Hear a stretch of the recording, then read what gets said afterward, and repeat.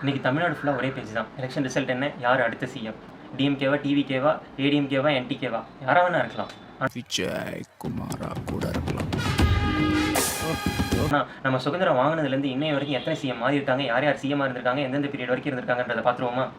Okay, OP Ramasamy Reddiar, இவர் 1947 to 1949 வரைக்கும் சிஎம்மாக இருந்திருக்கார். அடுத்தது பிஎஸ் குமாரசாமி ராஜா, இவர் 1949 to 1952 வரைக்கும் இருந்திருக்கார். அடுத்தது சி கோபாலாச்சாரியார், இவர் 1952 to 1954 வரைக்கும் இருந்திருக்கார். அதுக்கடுத்து தான் வந்தார் நம்ம காமராஜர், இவர் கே காமராஜர் 1954 1963 2 எலெக்ஷனில் ஜெயிச்சு 2 தடவை சிஎம்மாக இருந்திருக்கார். அதுக்கடுத்தது எம் பக்தவாச்சலம், இவர் 1963 1967 வரைக்கும் சிஎம்மாக இருந்திருக்காரு. ஸோ நெக்ஸ்ட் வந்தது தான் சிஎன் அண்ணாதுரை, இவர் டிஎம்கே சார்பாக இருந்திருக்காரு. 1967 1969 வரைக்கும் இருந்திருக்காரு. இந்த பீரியட் ஆஃப் டைமில் தான் நம்ம மெட்ராஸ் ஸ்டேட் அப்படின்றத தமிழ்நாடு ஸ்டேட் அப்படின்னு சேஞ்ச் பண்ணாங்க. அதுக்கடுத்தது எம் கருணாநிதி, இவர் 1969 1976 2 எலெக்ஷனில் ஜெயிச்சு இவரும் 10 இயர்ஸ் சிஎம்மாக இருந்திருக்காரு. அதுக்கடுத்து தான் வந்தார் நம்ம எம்ஜி ராமச்சந்திரன், இவரும் 2 எலெக்ஷனில் ஜெயிச்சு 1977 to 1987 வரைக்கும் 2 தடவை சிஎம்மாக இருந்திருக்காரு.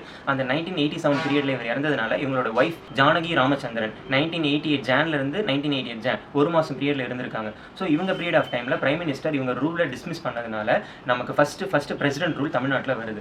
அந்த பிரசிடென்ட் ரூல் 1988 1989 வரைக்கும் இருந்திருக்கு. அதுக்கடுத்து திரும்பி எலெக்ஷனில் கருணாநிதி ஜெயிக்கிறாரு. 1989 1991 வரைக்கும் இருக்கார். திரும்பி அதுக்கடுத்து சிஎம் ஜெயலலிதா 1991 1996 வரைக்கும் இருக்காங்க. அடுத்தது டிஎம்கே சார்பில் கருணாநிதி 1996 2001 வரைக்கும் இருந்திருக்காங்க. அதுக்கடுத்து வந்த பீரியடில் 2001 2021 வரைக்கும் ஜெயலலிதா, எடப்பாடி பழனிசாமி, பன்னீர்செல்வம், கருணாநிதி இவங்க தான் மாறி மாறி வந்திருக்காங்க. ஸோ 2021 எலெக்ஷனில் தான் எம்கே ஸ்டாலின் ஜெயிச்சு பிரசன்ட் சிஎம் 2021 to 2026 வரைக்கும் இருந்திருக்காரு. ஸோ 2026க்கு அப்புறம் யார் சிஎம் ஆக போகிறாங்கன்னு இன்றைக்கி தெரிஞ்சிடும். ஸோ இந்த மாதிரி மேலும் இன்ட்ரெஸ்டிங்கான வீடியோஸை பார்க்கறதுக்கு மறக்காமல் அந்த சப்ஸ்கிரைப் பட்டனையும் பெல் ஐக்கானையும் ப்ரெஸ் பண்ணிவிடுங்க.